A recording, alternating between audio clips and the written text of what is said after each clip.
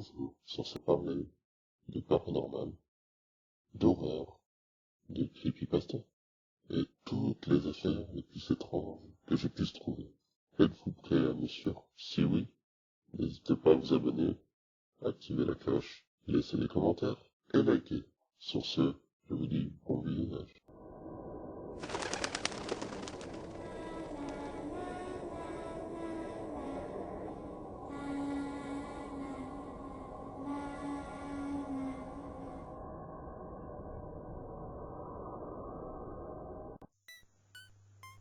Des tonnes d'histoires dans ce monde, à propos des versions de Pokémon hackées. Certaines sont très bien faites, comme cette version, où on commence le jeu avec un fantôme comme starter. D'autres sont ridicules, avec des histoires idiotes, comme le joueur qui meurt après avoir fini le jeu, ou alors le jeu qui lui parle.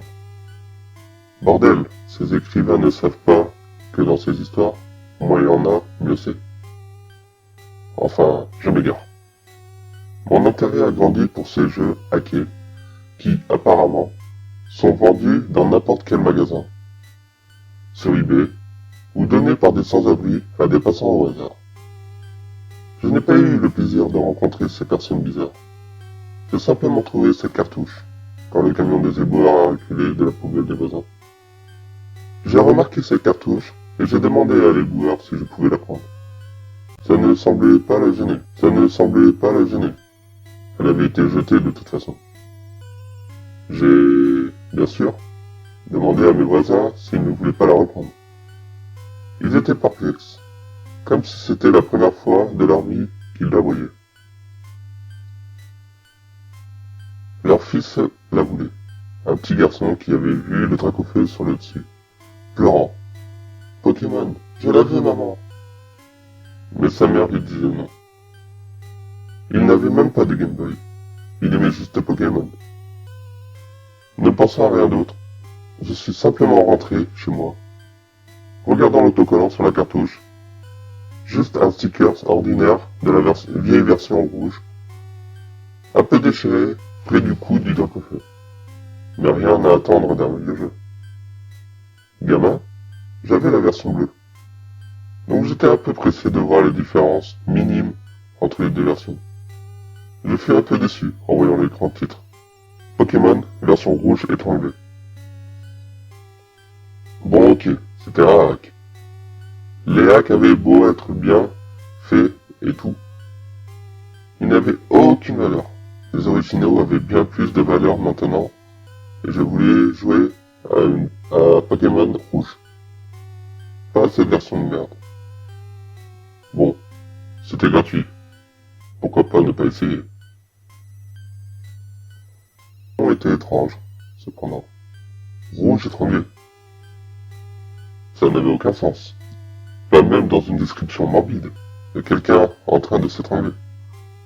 Car on devient bleu sous l'asphyxie. Pas rouge. Après tout, peut-être que c'était un hack allant par deux et que j'avais eu la rouge. Plus j'y pensais, plus je devenais intéressé. Ma déception initiale se transforma en curiosité. Et je voulais savoir ce que le créateur avait fait. Et j'allais noter tout ce que j'allais voir.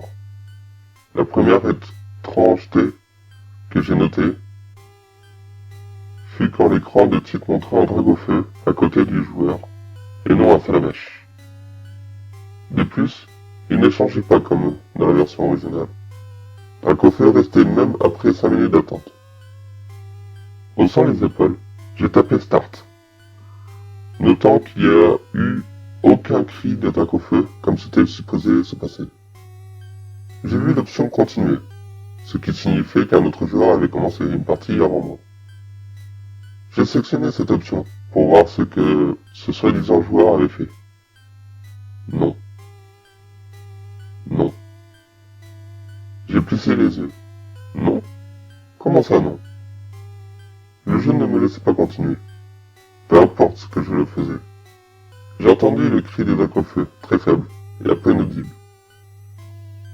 Ignorant ceci, j'ai choisi le nouveau jeu. De toute façon, je ne pouvais faire que ça. L'écran tourna au noir. Pour un moment. Pas de Professeur Chen. pas de thème, rien du tout. Finalement, l'écran changea et montra une chambre de lit, de télé et un ordinateur dans le coin. Mon sprite de dresseur était le même que dans les versions originales. J'étais curieux de savoir pourquoi on ne m'avait pas demandé mon nom. Ce qui fut résolu quand j'ouvris les menus Start, constatant que mon dresseur était nommé Steven. Non, ce n'était pas mon vrai nom. Ou quelque merde comme ça. Ce jeu n'était pas autosuffisant ou hanté. C'était juste un nom par défaut. Curieux, j'ai vu que j'avais le montant d'argent de départ. Pas de badge. Il ne ressemblait pas trop à Red non plus. Ses cheveux étaient plus longs, atteignant presque le bas de son dos. Le sourire de Red remplacé par un petit sourire narquois. Honnêtement, je trouvais ce sprite plus cool que celui de Red. Ensuite, j'ai regardé ses Pokémon. Il avait seulement un Salamèche, au niveau 5, nommé Mickey. Rien d'étrange à propos de lui. Ou plutôt d'elle. Son nom semblait féminin. J'ai regardé ses stats. Elle avait seulement griffes et rugissements. Les attaques basiques. Le jeu semblait normal. J'ai marché dans la chambre, notant que les cheveux de Steven étaient présents sur le dos de Sprite. Je ne reconnaissais pas la maison. Je suis descendu pour en savoir plus. En bas, il y avait un autre dresseur, qui m'a parlé à l'instant où je suis descendu. Prêt? Steven. Ouais. Je supposais que Mike était mon rival. Prédécidé pour moi en remplacement de Blue. Je suis retourné dans ma chambre. En revoyant les deux lits, je me suis dit qu'ils étaient sûrement frères. Ils ont reparlé de leur projet de tous les attraper, de devenir maîtres. Et tout ça avant d'avoir une petite discussion sur qui était le meilleur entre Salamèche et Carapuce. Ce qui évidemment fit place à un combat. Ce fut simple. Griffe, charge, encore et encore. Avant que je gagne, grâce au fait que j'avais commencé. J'ai noté combien le sprite de Steven semblait cool en combat. Il avait une pose différente de Red. Ses cheveux dans le vent, ce n'était presque rien, mais c'était quand même mieux. J'ai quitté la maison après quelques discussions avec mon frère. Je me suis rendu compte qu'elles étaient situées à la périphérie ouest. J'étais donc curieux de voir la maison de Red. Sa mère était à l'intérieur. Quand je lui ai parlé, elle a commenté le style de mon personnage, disant qu'il était bel homme. Puis, elle a parlé du fait qu'elle serait fière à son tour, quand son fils deviendrait dresseur Pokémon. Red était en haut, en train de jouer à la NES, disant « Je serai le meilleur quand ce sera mon tour ». Je commençais à aimer ce hack. C'était intéressant. Une aventure complètement différente, un personnage différent, qui semblait avoir une histoire, une réputation. Une histoire dans sa ville. Une vraie personnalité au-delà des protagonistes silencieux. Les personnes dans la ville lui parlaient telle une vraie personne. Et pas sur des conseils pour dresseurs débutants pourris. Même la sœur de Blue avait un nouveau dialogue. Ils semblaient être en couple, car la conversation se finissait sur un baiser et un cœur au-dessus de sa tête. Le professeur Chen m'a juste souhaité une bonne aventure, et m'a donné mon Pokédex pour m'aider dans ce but. Il ne me l'a pas donné pour le compléter, comme dans chaque opus. Il me l'a donné dans un acte de gentillesse, pour m'aider comme un cadeau. J'aimais ce hack de plus en plus, à chaque seconde. Il y avait vraiment un fond dynamique, maintenant. J'étais quelqu'un, pas juste protagoniste à l'emporte-pièce que tout le monde pouvait être. Pas un papier blanc qu'on devait remplir. Mais les gameplays étaient les mêmes. Je suis allé au nord, comme je devais le faire, à Landeville en ville, pour collecter les badges, recevant les louanges des champions. La renommée de Steven semblait se répandre, à tel point que les PNG allaient lui parler pour le connaître. J'ai utilisé Mickey pour chaque combat, et elle montait les niveaux vraiment vite. Elle a battu Pierre, évidemment, même battu Randy sans problème. Elle n'était pas affectée par les attaques super efficaces ou autres. Elle faisait plus de dégâts qu'un Salamence normal. Elle était incroyable. Elle est même devenue un Dracofeu au niveau 35. Pas mal du tout, je dois dire. Les choses commencèrent à devenir bizarres lorsque je suis arrivé à l'avant-ville. Je sais. L'avant-ville est le point culminant de chaque histoire bizarre. Mais c'était le seul endroit vraiment différent. Il n'y avait pas d'invasion de la Team Rocket. Ce que j'ai trouvé ça bizarre. Mais je me suis rappelé qu'on était dans le passé. Donc rien d'étonnant. J'ai essayé d'entrer dans la tour Pokémon, dans le but d'avoir un Fantominus. Mais c'est le moment où ça a commencé à devenir bizarre. Je n'ai pas de raison d'être ici. Steven ne voulait pas rentrer dans la tour. Peu importe ce que je faisais. C'était bizarre. Je veux dire, il y a des milliers d'endroits, à Kanto, où vous ne devriez pas entrer. Des petites maisons, avec rien d'autre que les enfants de PNG par exemple. Pourquoi Steven ne voulait pas rentrer? Me raisonnant, je me suis dit que je n'avais plus besoin de Fantominus. Comme Mickey pouvait tout contrôler, donc j'ai continué ma route, car l'avant-ville n'avait aucun intérêt que le centre Pokémon. Le jeu continua normalement, et au bout d'un moment, j'ai fait mon chemin jusqu'au conseil des 4 que j'ai battu. Comme avec Blue, mon frère, était là avant moi. Commença le combat que Mick gagna sans problème. Les conséquences après le combat étaient plaisantes. Aucune tension entre Steve et son frère, comme avec Blue et Red. Les deux frères se sont félicités mutuellement sur leur progrès, et se sont serrés la main avant que l'écran devienne blanc. Pas de Panthéon, pas de crédit. Quand l'écran revint, les deux frères étaient dans leur maison, assis devant l'ordinateur de leur chambre, en train de parler.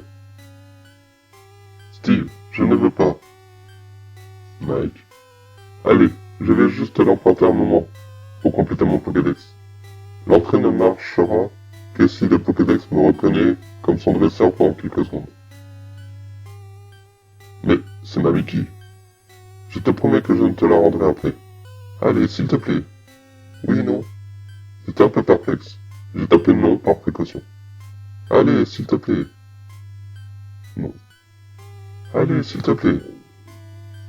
J'ai réalisé que c'était une boucle et que je pouvais seulement dire oui. Alors je l'ai fait, pour voir ce qui allait arriver. Ok, ça prendra juste une seconde, avant que nous soyons maîtres. Pour montrer l'animation des deux dresseurs en train d'échanger. Ce que j'ai trouvé bizarre, car j'étais seul. Mais c'était supposé arriver. Mickey s'en alla en premier, que je regardais paresseusement en train de s'envoler dans le tube. Ça m'a fait bondir, le bruit résonnant dans ma chambre silencieuse, regardant l'écran. J'ai noté que le jeu semblait gelé. Mickey était resté à mi-chemin dans le tube, mais le jeu ne faisait rien. Avec un soupir, j'ai éteint le jeu, me demandant de quand ma dernière sauvegarde est datée. Quand le jeu se ralluma, je regardais un moment l'écran de titre. Il y avait plus de Dracofeu que du dresseur. J'ai posté Start, réalisant que la seule option continuer était présente. C'était étrange. J'ai sélectionné Continuer. Le jeu commença sans montrer mes stats comme d'habitude. Ma mâchoire tomba quand j'ai vu ce qui m'accueillit. Un an plus tard. Le thème de la ville commença. L'écran faisait doucement un fondu de pluie noire. Steven était dans la tour de la ville, ce qui rendait la musique encore plus présente. Il était debout, devant une tombe, ne faisant rien. J'ai pressé sur A. Confus Confus, j'ai essayé de marcher, réalisant que j'avais encore le contrôle à ce moment-là. J'ai appuyé sur Start et regardé mes stats. Mickey n'était plus là. Pas seulement elle. Toutes les options avaient disparu. Le Pokédex était absent. Le sac, vide. Vraiment concerné, à présent, je regardais sa carte. Il n'avait plus d'argent. Pas de badge. Son temps de jeu était de 8h795 minutes. Ce qui était impossible, car j'avais joué seulement 30 heures, en tout. Mais ce n'était pas la partie la plus bizarre. Son image, l'image du beau jeune homme qu'il était, confiant et cool, n'était plus. Il était différent. Ses yeux étaient blancs, sans expression, triste. Son sourire était parti, remplacé par une expression laconique. Ses longs cheveux, auparavant bien soignés, étaient maintenant sales et mal peignés. Je ne pouvais plus le regarder plus longtemps. J'ai fermé le menu et j'ai commencé à sortir de la tour. À chaque pas, le jeu tremblait, comme si un Pokémon était empoisonné. Je déglutis et regardais à nouveau sa carte. Son image devenant encore pire, sa tête pendait un peu plus. Ses épaules s'effondraient. Il se courbait toujours plus. Depuis le temps, j'étais sorti de la tour, et il était sur les genoux, les mains sur la figure, ses cheveux drapés autour de lui. Je me disais que quelque chose allait se passer. Mais rien. Ça commençait à faire germer une idée dans ma tête. Je me suis toujours demandé pourquoi, dans les jeux originaux, il n'y avait pas de maître avant votre rival. Pourquoi vous, le protagoniste, devait battre votre rival, quand on lui a juste attendu, sans précédent, maître à vaincre. Enfin, ça m'a frappé, la réponse était évidente. Le précédent maître a abandonné, sa précieuse Mickey était apparemment morte. Et une partie de lui était mort aussi. Son Pokédex et les autres Pokémon, ses badges, sa renommée, il a tout laissé tomber cette année. L'année où il a perdu, l'année d'où toutes ses heures venaient, j'ai même fait le calcul. Il y a 8765 heures dans une année. Ajoutez ça, mes 30 heures de jeu. Donc maintenant, si le jeu continuait, ça devait être une sorte de fin, je crois. Je veux dire qu'il y avait d'autres à faire. Je n'avais pas de Pokédex, pas de Pokémon, rien. Qu'est-ce que j'étais supposé faire? J'ai parlé à tout le monde dans la ville, et ils disaient tous la même chose similaire. Toujours en deuil, je vois. Ça va aller. S'il te plaît, y a-t-il une chose que l'on peut faire? Steven n'a jamais répondu, et il disait les mêmes choses en boucle. Je ne pouvais pas éteindre le jeu maintenant. C'était trop bizarre. Curieux, j'ai marché dans les hautes herbes. Je n'avais pas de Pokémon. Je me demandais comment le combat allait se dérouler. Le Rattata sauvage s'est enfui loin de vous. Le combat se termina sans rien d'autre. C'était certainement intéressant, et ça arrivait avec n'importe quel Pokémon rencontré. Le Roucoule sauvage vous ignore. Le Ponyta sauvage s'écarte. La musique n'avait toujours pas changé. Peu importe où j'allais, la musique de l'avant-ville me suivait. Ma frustration était mixée avec l'atmosphère dépressive. Faisant de tout ça une expérience à la fois innovante et inconfortable. Mais je n'allais pas pleurer. Pas pleurer. Je commençais à devenir un peu énervé aussi. Personne ne me disait rien à part leurs condoléances. Et essayait de me donner des objets, comme soda cool ou café. Ce à quoi Steven répondait. Non. Je me suis frappé mentalement pour mon idiotie, réalisant soudain combien la réponse était claire et évidente. Bourg-Palette, bien sûr. Quand je suis arrivé après un long moment, car sans Pokémon volant ou bicyclette, j'étais obligé de marcher. Depuis, Steven semblait marcher 2 fois plus lentement que normalement. Rien n'avait changé. J'ai d'abord parlé au professeur Chen. Ces choses arrivent. Tu n'as juste pas eu de chance. J'ai essayé avec la sœur des Blues. S'il te plaît, ne pars plus de la maison à nouveau. La mère de Red ne voulait même pas me parler. Sans autre réponse ou endroit où aller, je marchais à l'est pour trouver ma maison. À l'intérieur, il y avait Mike. Mais lui parler était inutile. Je suis tellement désolé. J'ai réfléchi à un moment pour savoir si c'était la fin. Steven semblait ne rien vouloir faire, mais parcourir Canto était inutile, car tout le monde semblait n'en vouloir qu'à son deuil. Je suis monté dans la chambre, et j'ai marché jusqu'au lit. Je vais dormir. L'écran fit un fondu pour un moment. Mais quand il revient, le monde semblait avoir une teinte noire, et le sprite de Mike était étendu sur l'autre lit. Je supposais que c'était la nuit. Je vais le faire. Faire quoi? Je n'ai aucune idée. J'ai essayé d'inspecter toute la chambre. Rien ne se passa. Bientôt j'ai quitté la maison. Et un autre dialogue apparut. Il peut la ramasser. Il peut tout faire. Mais c'était quoi ce il? Quelque chose qui pouvait faire n'importe quoi? Me demandant quoi faire, j'essayais de quitter le bon palette. Pas par là. Il ne voulait pas aller plus loin. J'ai essayé les maisons. Au diable ces maisons. J'ai haussé un sourcil, oubliant pour un moment que ce n'était pas un vrai jeu Pokémon. La vulgarité m'avait troublé. J'ai continué à chercher une solution. Il n'y avait rien à faire. J'ai accidentellement fait un pas sur l'océan. Et Steven a continué à marcher dessus. Le dessus de son sprite seulement était visible. Comme les nageurs. Je ne savais pas qui savait nager. Celui qui manque. Celui qui manque. J'ai fait une pause à un moment. Non, ça ne voulait pas dire.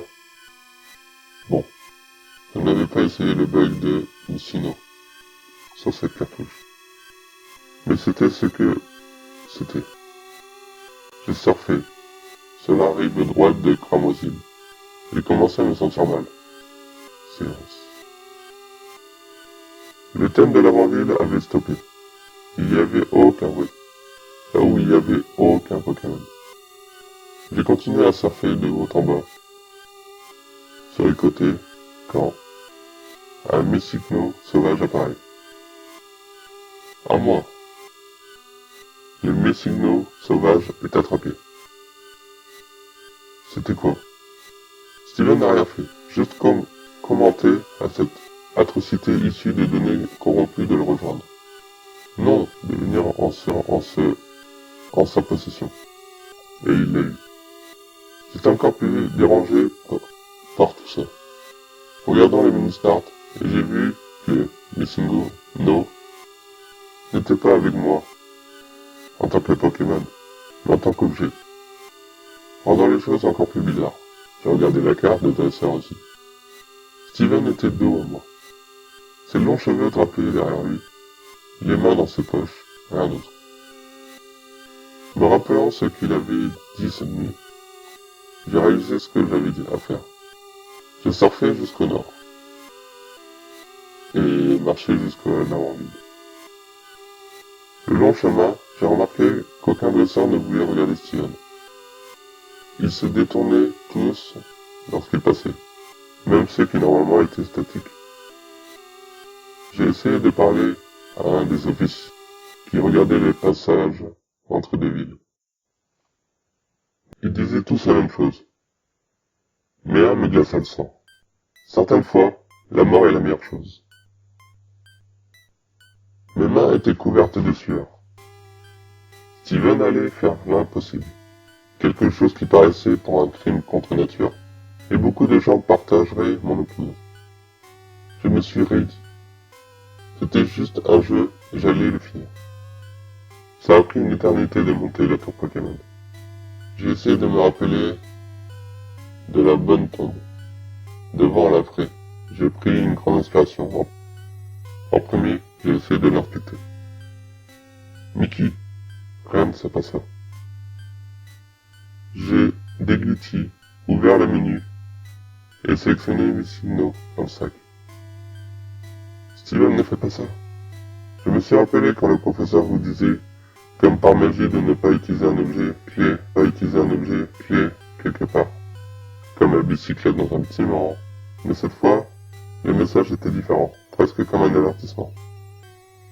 Dans un monde qui a triché avec moi, pourquoi devrais-je être honnête? Mais qu'est-ce que j'ai obtenu? Non, mon Dieu, je ne peux pas vous le dire, car le jeu prit mon contrôle.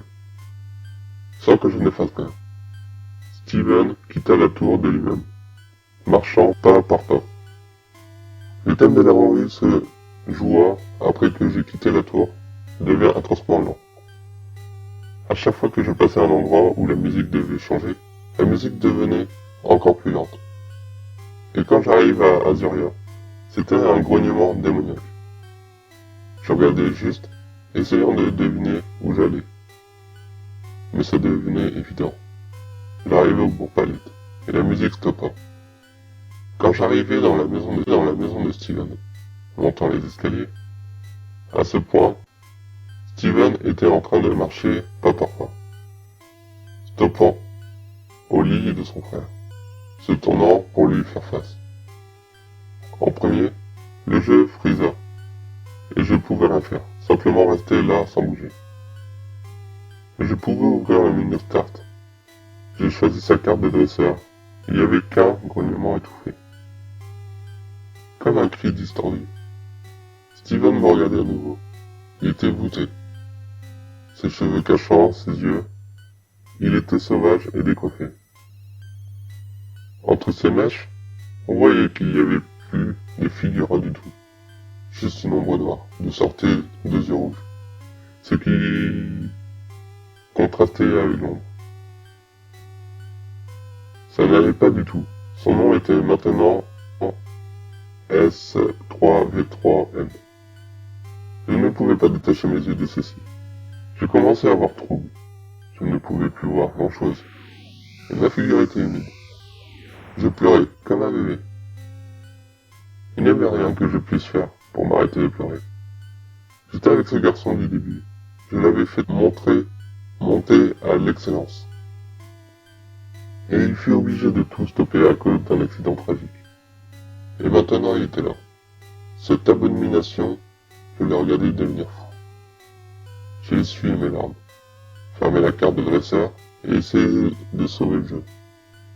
Le jeu m'informa que c'était impossible. Plus rien ne peut être sauvé. Le menu de pause ne voulait pas se fermer. Je n'avais qu'une option. J'ai ouvert le sac, rien ne se passa. J'ai regardé mes Pokémon, il y en avait un seul, qui avait 0 PV. Son statut mort, son nom, M étoile de l'art. Je l'ai sélectionné. C'est elle. Jamais. Non. Étranglé. Mes doigts tremblaient, j'ai sélectionné étranglé. Et le menu se ferma. Montrant Steven dans la chambre à deux. S3V3N. Au revoir. Le jeu s'éteignait de lui-même. J'étais plus éberlué qu'effrayé. Un peu choqué. J'ai rallumé. Écran titre montrant S3V3N. Le maniaque et un bague au feu horriblement glitché. J'appuie sur Start et choisis de continuer. Tout ce que j'ai vu était un zoom hors de Bourg-Palette, montrant la maison de Steven à l'ouest, entourée de hautes herbes et bloquée loin de la ville par des pierres immuables. Là j'étais complètement statique, sans musique ni mouvement, avant de fondre en blanc, revenant à l'écran des titres. J'ai vu un dessin et un bague au feu. J'ai choisi continuer. Non.